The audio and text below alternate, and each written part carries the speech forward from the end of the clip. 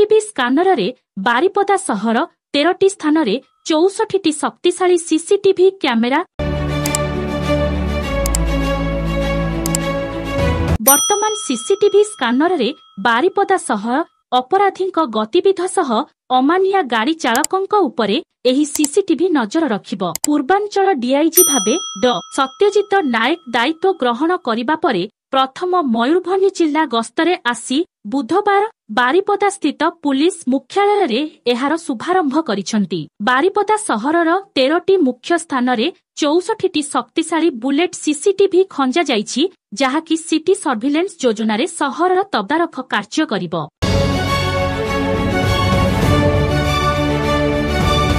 प्रथम पर्याय रे फायर स्टेशन छक, मुर्गाबाड़ी गोलेर, दारोगाडाही गोलेई, सत्यसाई छक, तकतपुर छक, पालबणी, कृष्णचंद्र गोलेई, पोदास्थिया छक, पालबणी बाईपास, स्टील गोलेई, बिजू पट्टनायक गोलेई, सान जगन्नाथ मंदिर एवं ट्राफिक छଳରେ खंजा जाइछि। सीसीटीवी गुड़िकर सहयोग पुलिस मुख्यालय को रहिथिबा बेले सेठारे एलईडी स्क्रीन जरियारे पुलिस कर्मचारी गतिविधि अनुध्यान करुछंती। सहर रे चोरी छिनताई मात्रा अनेक परिमाण रे वृद्धि पाइछि।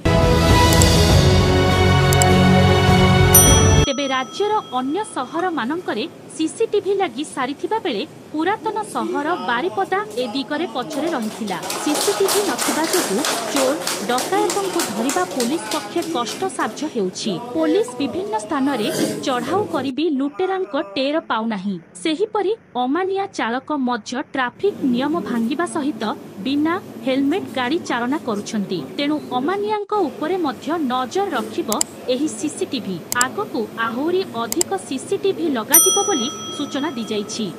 बारिपदा टाउन रे आज मयूरभंज बारिपदा टाउन रे आमे 13 लोकेशन रे 64 बुलेट कैमरा आमे लगाइछु। सिटी सर्वेलेंस सिस्टम एटा कहउछंती।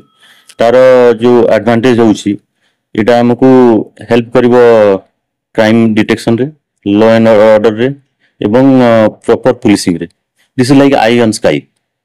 सब जगह पुलिसमैन ठिया हेबा और एते मैन पावर हमर रिसोर्स नहीं।